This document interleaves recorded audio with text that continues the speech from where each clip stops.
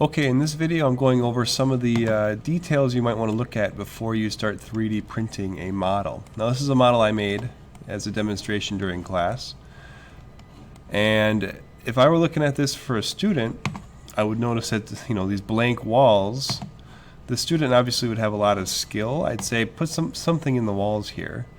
This was just copy, make one tower, copy and paste it a bunch of times. Then there's a drawbridge here. This drawbridge is going to print pretty fragile at best. And I would point out to the student, this is going to be full of support right down in here. So you're going to have to carefully break that support off, and hopefully you get that drawbridge to stay together. I'd look really closely at the parts of the bridge, make sure they're all tightly connected to each other. So then this model would be ready. Here's some models my son's made as first graders. So he took a panther head logo and put a crown on it. Now this would hold together okay, but I would warn the student who made this that first of all, it's not going to sit. It's not going to hover in the air, so it's going to end up rotating while it sits. Something like that, as it sits on the ground. And the inside of this panther head is going to print all full of supports. The only way to get around that would be to rotate it sideways. Now the 3D printer will print at it this way, and this won't be full of support so much, except now the teeth are disconnected. So I would have the student try to connect those teeth before I printed this for him or her. Another problem we have often is that if things are hovering, it's good to lower them all the way down to the bed so that Kira can use them more easily. Here's a helicopter one of my boys made. So if they were printing this helicopter, point out that it's going to be lots of support underneath here, and inside of here between these two people. And there's a common mistake students make, and that gap, you cannot get rid of that gap inside of Cura. So you need to have the student fix this before you have them export to that STL file.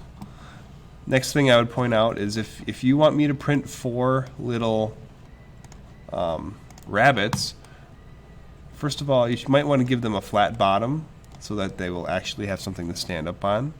You could do that by quickly putting a little box down at the base, something like that, or turn that box into a hole, and now they've got a flat bottom without a big bulky box.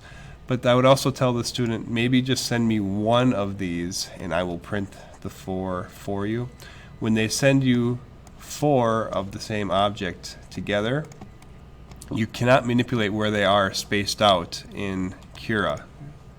So, if a student sends you 4 characters that are like this, there's no way for you to put them together in Cura so you can make them larger or fit other projects around them. So I would ask this student, okay, send me 1 and I'll duplicate it so you end up with 4. The next project, I would tell this student, try to add another detail, but that would print okay. This airplane, the wings are a little bit on the thin side, and so if they want that to be strong, they might want to make that a little thicker. But everything is connected. The name, I guess it's okay.